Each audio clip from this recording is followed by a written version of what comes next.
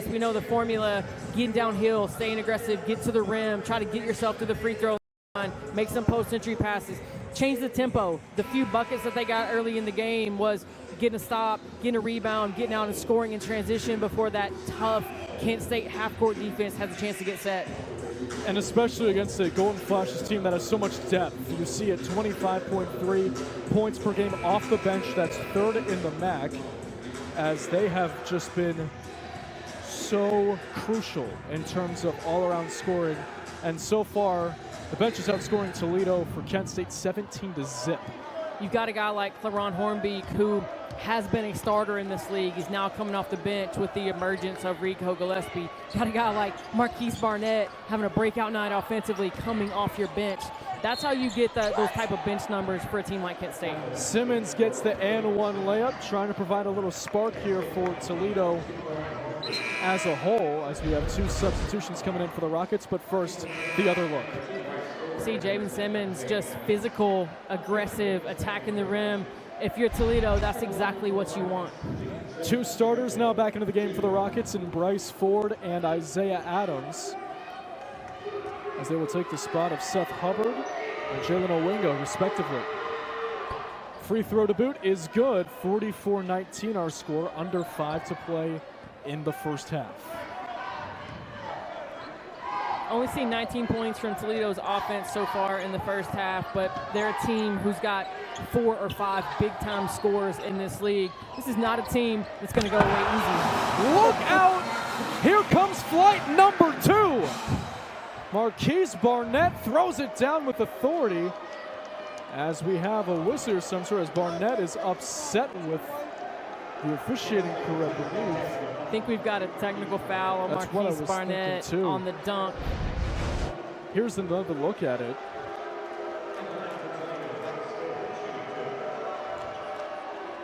On the stare down. Little stare down, but man, I don't fault him for that. You rise up and dunk on somebody like that, I'll give you license to give somebody a look. Bryce Ford knocks down the first technical free throw. And the second one circles home. 46-21. This kind of goes back to what I was saying earlier about just staying disciplined. Okay, yeah, you've got a 25-point lead on a team that's ranked ahead of you in the league right now. You're feeling really good about yourself, a lot of confidence with how the offense is clicking. But for Kent State, it's stay disciplined, continue to get stops, continue to do what it takes to push out a lead like that. Stay disciplined. Don't, take your dunk, get back on defense. Don't do anything to put easy points on the board for Toledo. Officiating crew for tonight's game: Chad Barlow, Mason Seiler, and Josh White. That shot is no good, as Kent State trying to push the tempo with Lewis trailing behind. Barnett inside, left-handed layup, circles true. Kent State playing at this tempo, but again, it starts with them getting stops on the defensive end and allowing them to be able to get out in transition. Toledo just looking for an answer as Bryce Ford tries to fire away. It's in and out. Rebound goes to Jalen Sullinger. You see another possession from Toledo where they only get one shot at the rim. When you're trying to chip away, cut into a lead, gotta give yourself extra possessions. Barnett knocks it down again. He leads, or now takes with that basket, the game high in scoring, 16 so far in this first half. Sonny Wilson with someone on tight defense. Now picked up by Gillespie. He steals it. Here comes Del Rico. Everybody getting in on the action defensively for Kent State. Adams will float it and nail it. 29-point deficit now, 52-23. Sullinger will bring it up slowly here for Kent State. Taking a look at the shooting on the floor on both teams, the difference is staggering. Kent State shooting 61.8% from the field, 21 of 34 for Toledo, 8 of 24 from the floor, 33.3%. That shot is deflected. Davis gets it back, and they're going to say that we have a jump ball And it's going to go to Toledo as Davis seems a little slow to get up. See Von Cameron Davis crashing the offensive glass again. This is a physical game. This is February in the MAC.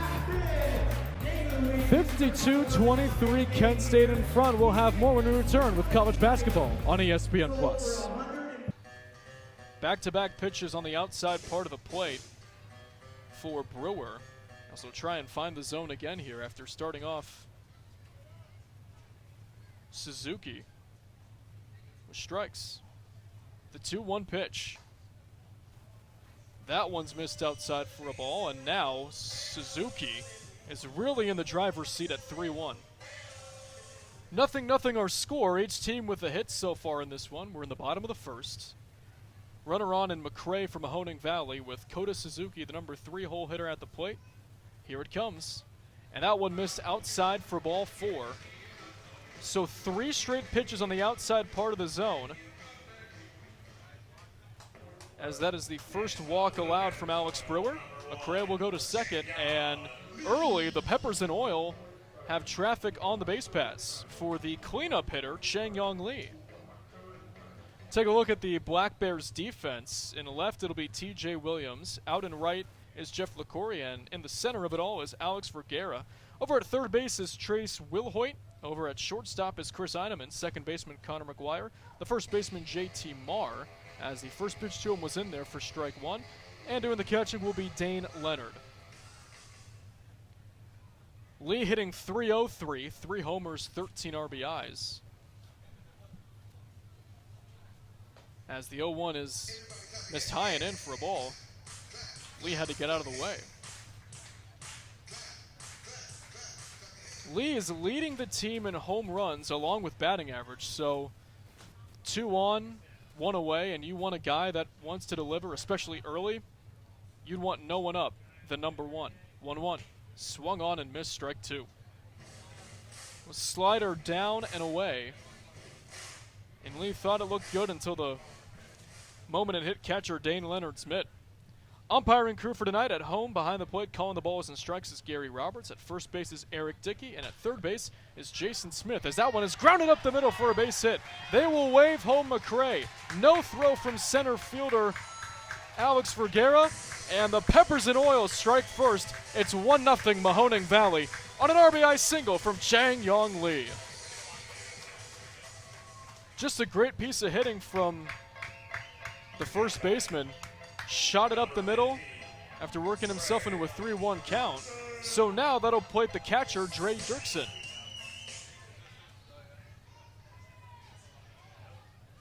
Kota Suzuki moves over to second. He advanced 90 feet on the RBI hit.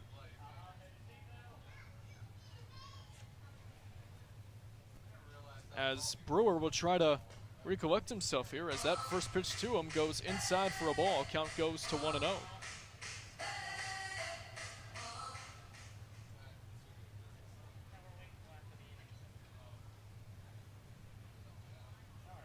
Dirksen hitting .083, 3 RBIs from Augustana College, as that pitch is swung on and missed for strike 1. 1-0, Peppers and Oil in front. That's their team name tonight instead of the Scrappers. The team name has had a day off tonight. 1-1, swung on and missed strike 2 on a foul tip.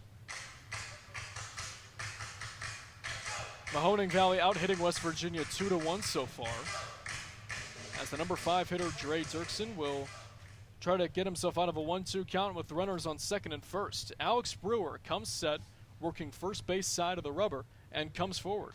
That one's fouled back to the screen.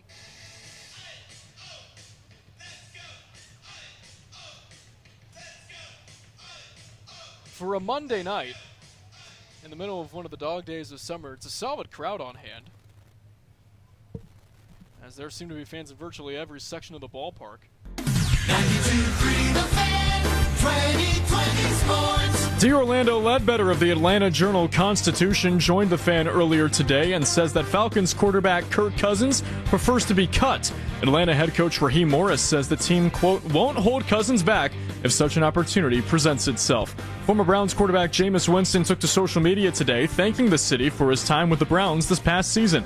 In his note, he talked about the Thursday night win over the Steelers, saying, quote, "The energy, the emotion, the unity, we all felt it. That night was Cleveland at its finest." The Arizona Cardinals have extended tight end Trey McBride. The deal is worth 4 years and $76 million, which makes the Pro Bowler the highest paid tight end in NFL history. Cavaliers are off today, but will be back in action against the Spurs in San Antonio tomorrow at 8.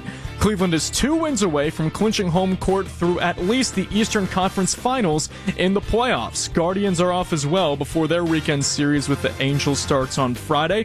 Cleveland looking to get back in the win column after being swept by the Padres out in San Diego. Want to catch the best from today's show or earlier shows? Get on over to 923thefan.com or 923 The Fan on the Odyssey app for all of today's headline segments. Headline sports news every 20 minutes right here on 923 The Fan. From the University Hospital Sports Desk, I'm Matt Corrali. It is great to be with you all on this Wednesday before Valentine's Day.